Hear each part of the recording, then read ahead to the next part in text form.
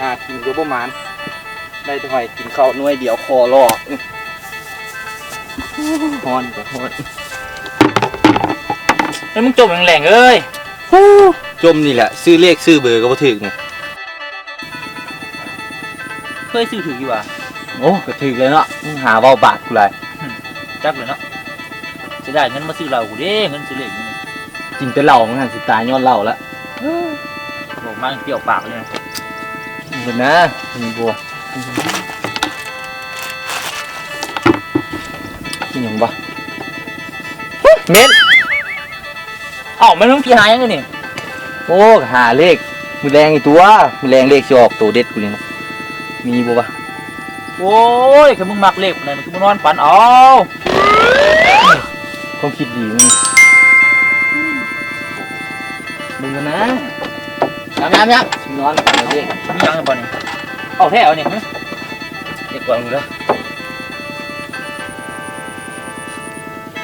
มึงมักเลข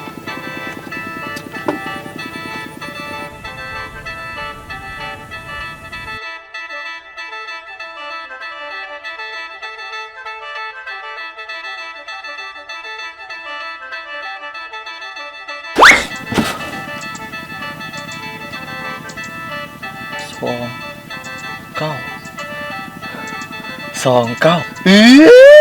เต็ดกูงวดนี้น่ะถือที่แท้เต็มตีนไปใส่เหล้าเลย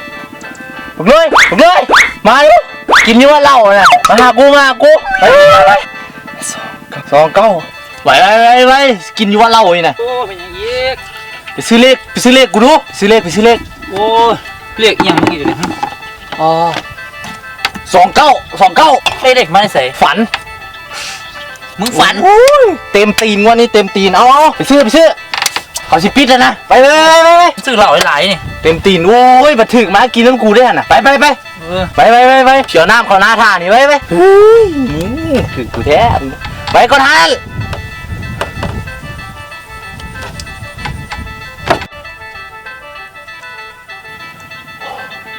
เมื่อย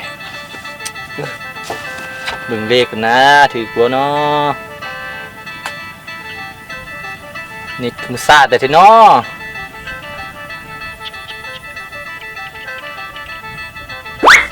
229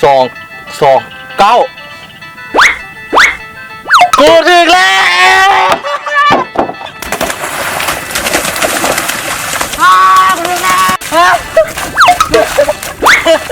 กูถึง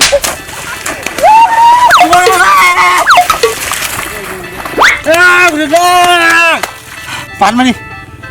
โอ้เจ็บ50 บาทเล็กกินเลย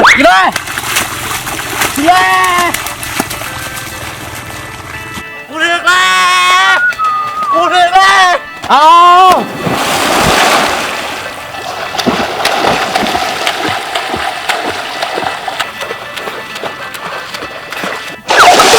กูถึงเลขบินเลขเลยบินเลขกูเลยเลขเนาะเลขยังกูถึงเลขเอาถึงเลขเหรอมานี่เป็นเลขอะไรเอาโอ้ถึงเลขแล้วเชียวอย่าลืมเตรียมแบงค์กูเลยมึงซื้อเลขอะไรเนี่ยบอกเลยมึงก็บอกกูซื้อ29นี่29น่ะ29วันพอนี่ของ29ต้องเลข2กับเลข9กดพอแล้วแม่นเหรอก ดแปดเลยกูสาธิตเลขแปดเลยมึงไปใส่มึงขากูอยู่ดิ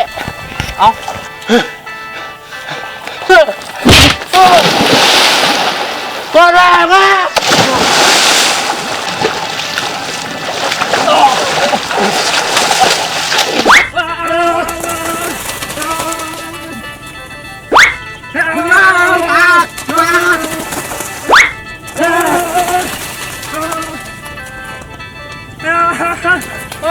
ไม่ได้